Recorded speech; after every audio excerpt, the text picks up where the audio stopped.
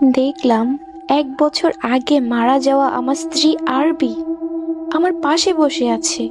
কি বিটকুটে হাসি! সে বিটকুটে হাসি দিয়ে বলল, রাফি, আমি এইখানে। আমি কাঁপতে কাঁপতে বললাম, আরবি তুমি এইখানে? তুমি না মারা গিয়েছো? আরবি ভয়ঙ্কর একটি হাসি দিয়ে বলল, আমার ফিরে আসার সময় হয়ে গেছে রাফি। এটা শুনে আমি যেন স্তব্ধ হয়ে গেলাম। আমার শরীরের লোমগুলো যেন দাঁড়িয়ে গেল। আরবি হঠাৎ করে হিংস্র পশুর মতো আমার শরীরে কামড় বসিয়ে দিল। আমি চিৎকার করে উঠলাম। মনে হচ্ছে আমার শরীরের রক্তগুলো সে চুষে খেয়ে নিচ্ছে। আমি তাকে ছাড়ানোর চেষ্টা করেও পারছিলাম না। মুখ দিয়ে কোনো শব্দও বের করতে পারছিলাম না। আমার শরীর ধীরে ধীরে নিস্তেজ হয়ে যেতে লাগলো। আমি হাত পা ছেড়ে দিলাম।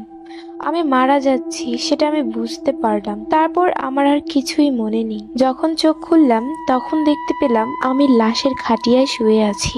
আমার সারা শরীরে কাফন মোড়ানো, শুধু মুখটা খোলা আছে। খাটিয়ার আশেপাশে অদ্ভুত চেহারার কিছু মহিলা বসে কান্না করছে। তাদের সবার মাথায় লাল রঙের হিজাব পরা ছিল। আমি তখন কিছুই বুঝতে পারছিলাম না। এগুলো কি হচ্ছে আমার সাথে? আমি তো মারাই যাইনি, তাহলে খাটিয়ায় আসলাম কিভাবে? আমি তো রুমে শুয়েছিলাম। আমি সেখান থেকে উঠেও যেতে পারছি না। আমার পুরো শরীর যেন পাথর হয়ে আছে। আমি চিৎকার করে বললাম, এই আপনারা কারা?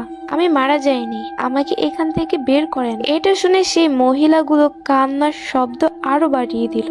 আমি আর সহ্য করতে পারছিলাম না। তাদের কান্নার শব্দ আমার কান ফাটিয়ে দিচ্ছিল। হঠাৎ খাটিয়ার ভিতর থেকে একটা কালো খসখসে হাত বের হয়ে আমার মুখ চেপে ধরলো। আমি ছটফট করতে লাগলাম। এইভাবে আরো কয়েকটা হাত বেরিয়ে এলো এবং আমাকে চেপে ধরলো। মনে হচ্ছে আমার